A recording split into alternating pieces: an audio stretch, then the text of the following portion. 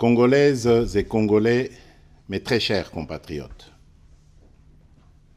30 juin 1960, 30 juin 2022, 62 ans que notre pays, la République démocratique du Congo, commémore chaque année son accession à la souveraineté nationale et internationale avec la même ferveur dans la marche vers le développement intégral tant souhaité par tous.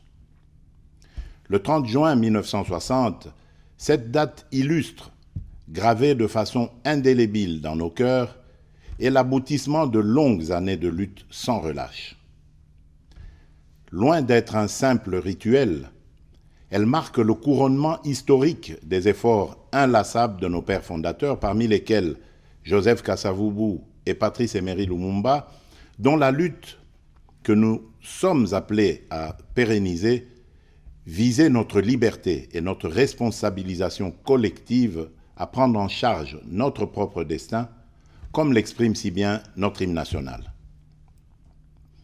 Il s'agit d'un appel, un engagement pour chacun de nous à travailler pour rendre effective notre profonde aspiration à l'émancipation, à plus de démocratie et au progrès social en tant que peuple. Mes très chers compatriotes, le contexte dans lequel nous célébrons aujourd'hui cette date mémorable est particulier à bien d'égards. La restitution des reliques de notre Premier ministre et héros national, j'ai cité Patrice Emery Lumumba, longtemps réclamé par notre peuple, permet de lui rendre un hommage mérité à travers des obsèques dignes de son rang, un deuil conforme à nos coutumes et traditions et de nous réconcilier ainsi avec l'histoire.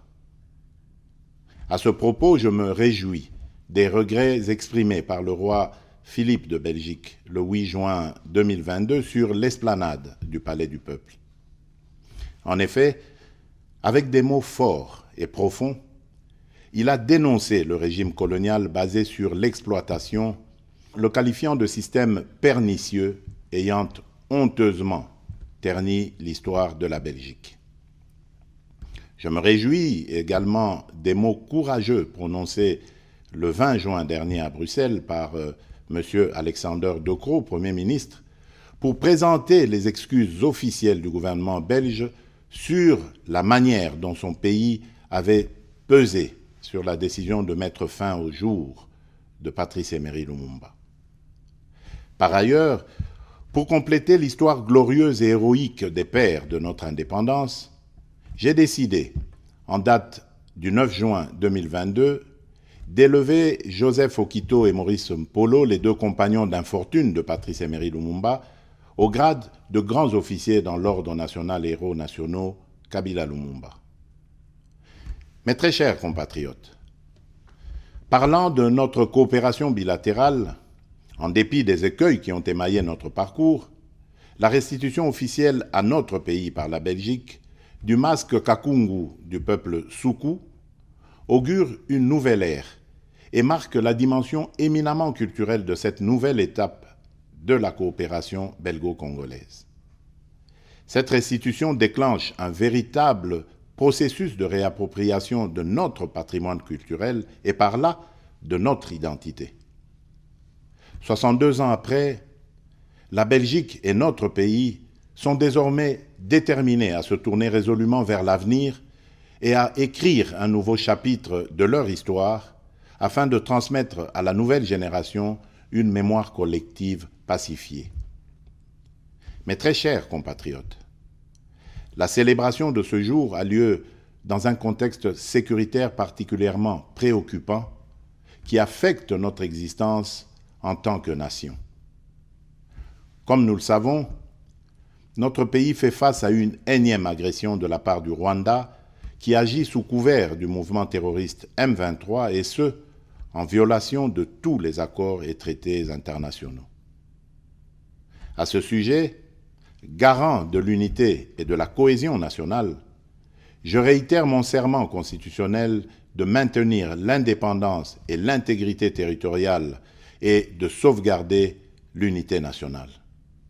Je rassure le peuple congolais.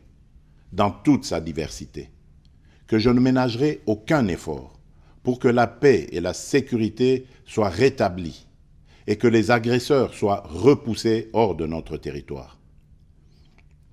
Dans le même sens, j'appelle chacun de nous à considérer l'intégrité de notre territoire comme une question vitale pour laquelle nous n'admettrons ni transaction ni compromission. C'est ici le lieu de rappeler que notre option pour la paix et notre sens de relation de bon voisinage ne constituent pas une faiblesse.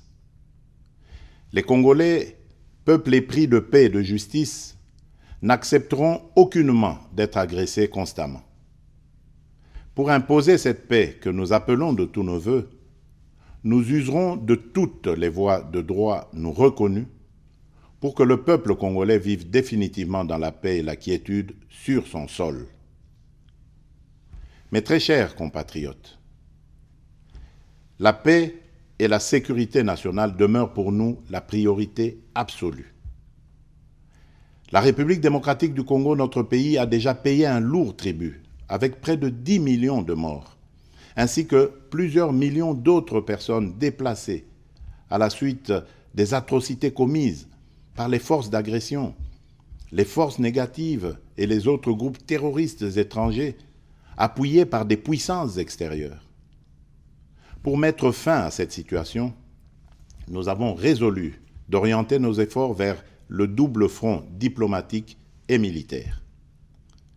Sur le plan diplomatique, il est important de noter que tout au long de son cheminement, et grâce aux actions spécifiquement entreprises tant au niveau de l'Organisation des Nations Unies qu'à celui des organisations régionales dont il est membre, notre pays a pu obtenir un soutien diplomatique se traduisant notamment par la dénonciation et la condamnation des auteurs de l'agression dont la République démocratique du Congo est victime.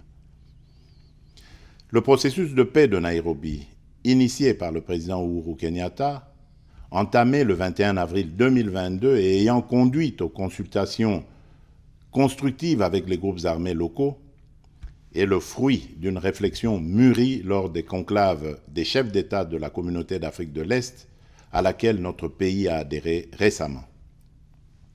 Ces consultations s'inscrivent dans le cadre du volet politique de la mise en œuvre du communiqué du deuxième conclave des chefs d'État en vertu du traité d'établissement de la communauté d'Afrique de l'Est. C'est dans cette même perspective qu'il convient de placer le déploiement d'une force régionale dans la partie est de notre pays, en appui à nos forces de défense et de sécurité, composées de troupes de certains pays amis, membres de la communauté, afin de contribuer à l'éradication définitive des violences et de l'insécurité. J'ai exigé et obtenu que le Rwanda n'y participe pas, en raison de son engagement aux côtés du groupe terroriste M23. Dans le prolongement des efforts fournis pour le renforcement de l'autorité de l'État sur l'étendue de la République, j'ai mis en place le programme de désarmement, démobilisation, relèvement communautaire et stabilisation, PDDRCS en sigle, pour répondre aux attentes des milliers de combattants des groupes armés congolais ayant déposé les armes. Dans ce cadre, je réaffirme qu'aucun cahier de charges portant sur l'intégration automatique dans les forces de sécurité ou sur les demandes d'amnistie pour des crimes imprescriptibles ne sera accepté. À ce sujet, j'en appelle à tous les autres groupes armés nationaux de s'engager sans retenue dans le processus de Nairobi et d'adhérer ainsi au programme DDRCS. Le gouvernement congolais, particulièrement au sujet de l'accord cadre d'Addis Abeba, au regard de différentes évaluations faites lors des réunions de haut niveau, a démontré sa volonté légendaire à travailler pour la paix et la sécurité collective dans la région en respectant ses engagements, ce qui n'est pas le cas pour d'autres. Mes très chers compatriotes, sur le plan militaire, l'état de siège que j'ai proclamé en application des dispositions pertinentes de notre Constitution et dont les résultats sont de plus en plus palpables au-delà des évaluations à venir, répond à l'impératif de paix et de sécurité évoqué plus haut. Il a permis de démasquer les véritables ennemis de notre pays. En effet, depuis sa proclamation, l'administration militaire des deux provinces a concouru non seulement à la neutralisation et à la reddition de plusieurs centaines d'éléments des groupes armés, mais également à la récupération des armes ainsi qu'au démantèlement de plusieurs réseaux de trafic illicite d'armes et de minerais. L'état de siège a rendu possible l'anéantissement des réseaux de ravitaillement de certains groupes armés et la récupération de nombreuses localités dans l'est du pays, autrefois sous contrôle de ces derniers. Mes très chers compatriotes, tout en m'inclinant devant la mémoire de nos combattants tombés au front, je salue avec force la bravoure des FARDC engagés dans cette guerre pour défendre jusqu'au bout l'unité et l'intégrité de notre territoire national, de même que l'implication appréciable de nos services de sécurité. Je tiens à les féliciter et à leur renouveler toute ma confiance. Aussi, tout en appréciant à sa juste valeur le soutien manifeste dont notre peuple fait preuve au quotidien à l'endroit de nos forces de défense et de sécurité, je lance un appel solennel à la mobilisation générale, quelles que soient nos divergences par ailleurs, en vue d'intensifier ce soutien populaire sans faille qui fait tant de bien au moral de nos combattants engagés au front. Mon appel s'adresse d'une manière toute particulière à notre jeunesse, que j'invite à s'enrôler massivement dans les FARDC et dans la police nationale.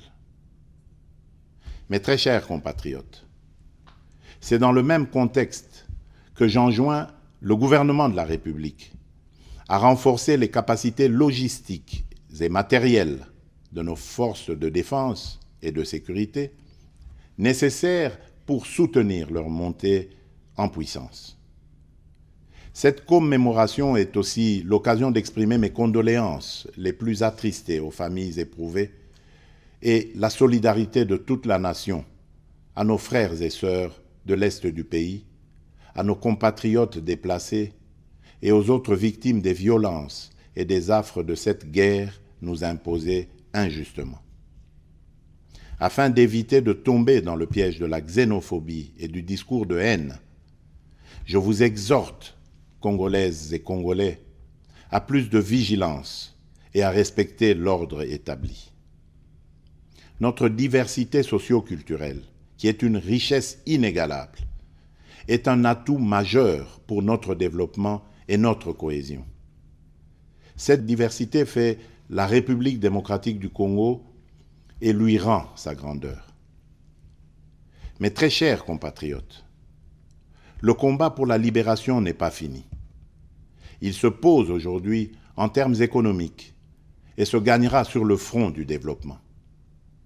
62 ans après la proclamation solennelle de notre indépendance, nous avons franchi une étape symbolique de l'histoire de notre pays pour engager un nouveau combat, celui de promouvoir une croissance inclusive pour lutter contre la pauvreté et les inégalités sociales. Tous ensemble, nous devons être conscients qu'une dépendance économique prolongée nous mènera à terme à l'érosion de notre indépendance politique. Ainsi, pour jeter les jalons de cette indépendance économique et du développement durable de notre pays, le gouvernement de la République démocratique du Congo a fourni des efforts qui ont permis l'amélioration de fondamentaux macroéconomiques et qui ont abouti notamment à l'augmentation significative des réserves de change, l'appui à la gratuité de l'enseignement primaire, l'amélioration des salaires de base de l'ordre de 30% en moyenne pour les fonctionnaires, les militaires et les policiers, l'amélioration du système de retraite des agents publics de l'État, ainsi que le financement du processus électoral. Pour ce qui concerne la mise en œuvre de la couverture santé universelle, à ce jour, nous en avons parcouru du chemin et des étapes concrètes et essentielles ont été franchies. j'ai instruit le Premier ministre ainsi que tous les ministres concernés d'entreprendre sans délai la migration du système actuel octroyé de prise en charge médicale des fonctionnaires de carrière ainsi que des hauts fonctionnaires et assimilés vers le système contributif prévu par la couverture santé universelle. Dans les semaines qui viennent, le programme d'accès gratuit aux soins de santé pour la femme enceinte, les accouchements et les soins aux nouveau-nés sera effectif dans l'ensemble des zones de santé de Kinshasa. Ensuite, ce programme s'étendra progressivement aux autres provinces du pays. Sous mon impulsion, le pays s'est lancé dans un ambitieux programme de réformes économiques.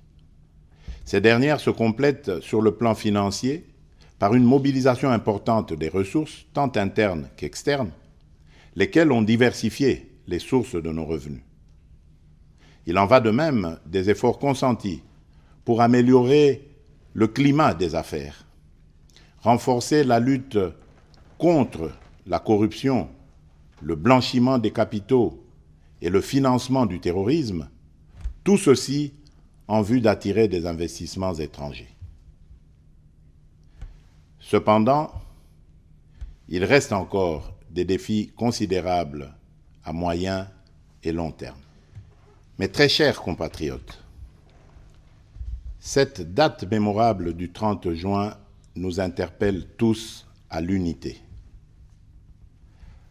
Par-delà nos diversités de tous ordres, et au regard des menaces et autres velléités dont le pays est victime, ce 30 juin à la saveur si particulière est une date qui doit absolument nous rassembler, symboliser et galvaniser notre serment de vivre ensemble, unis par le sort et dans l'effort, serment que nous avons hérité de nos pères fondateurs et que nous devons, à notre tour, vertueusement transmettre aux générations futures.